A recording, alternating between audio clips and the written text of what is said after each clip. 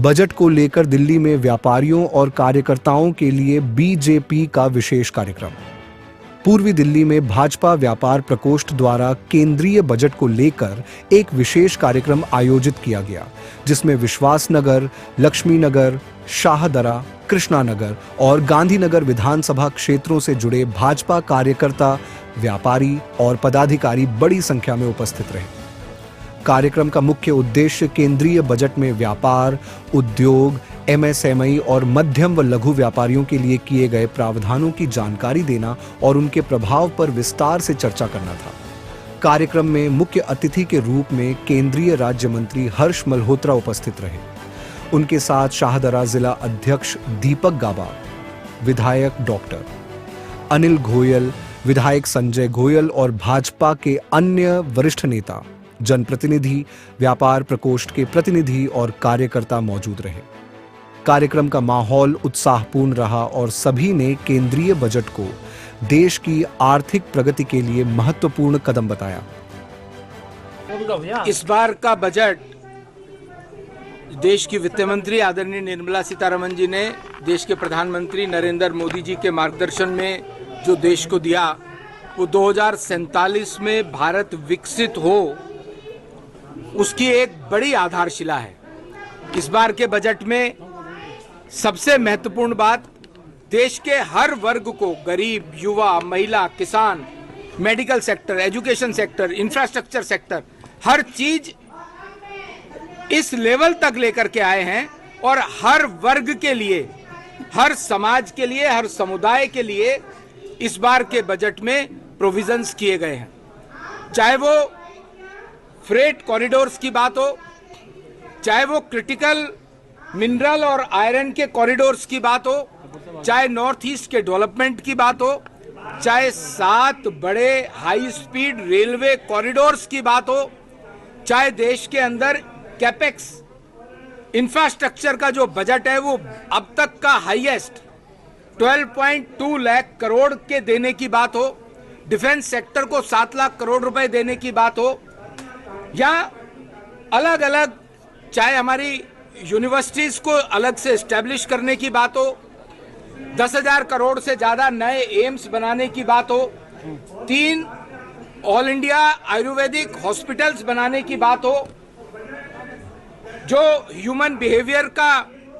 बड़े हॉस्पिटल है वो नॉर्थ इंडिया में निमास बनाने की बात हो, चाहे वो किसानों की बात हो, कोकोनट, सैंडलवुड इनकी बात हो, या पिलग्रिमेज के कॉरिडोर्स बनाने की बात हो, ये सब बातें इस बार के बजट में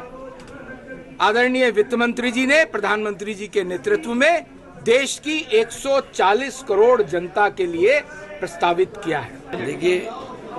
जैसा कि हमारी देश के माननीय वित्त मंत्री श्रीमती निर्मला सीतारमण जी ने 1 फरवरी को संसद के समक्ष बजट प्रस्तुत किया और जिसमें हमारे देश के यशस्वी प्रधानमंत्री माननीय मोदी जी के विजन वाला भारत 2047 का रोड मैप तैयार किया गया। इस बजट के माध्यम से लगभग 12.5 लाख करोड़ रुपए का बजट का हिस्सा, जो कि 20% के लगभग बनता है, वो इंफ्रास्ट्रक्चर में खर्च किया जाएगा। इंफ्रास्ट्रक्चर का मतलब है गर्ल्स कॉलेज हॉस्टल बनाना, गर्ल्स हॉस्टल जो कि हमारे सारी डिस्ट्रिक्ट्स हैं देश की 750 डिस्ट्रिक्ट्स में, उसको बनाना।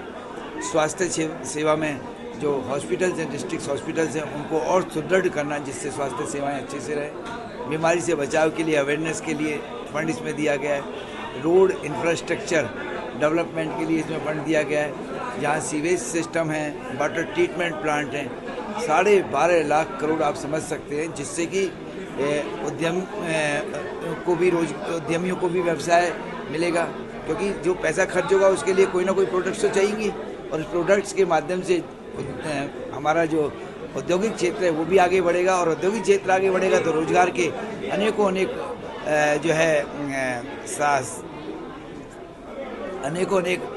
सृजन जो है रोजगार उत्पन्न होंगे, और जिससे कि हमारे युवाओं को रोजगार भी मिलेगा। और साथ में मैं समझता हूं कि जो मोदी जी ने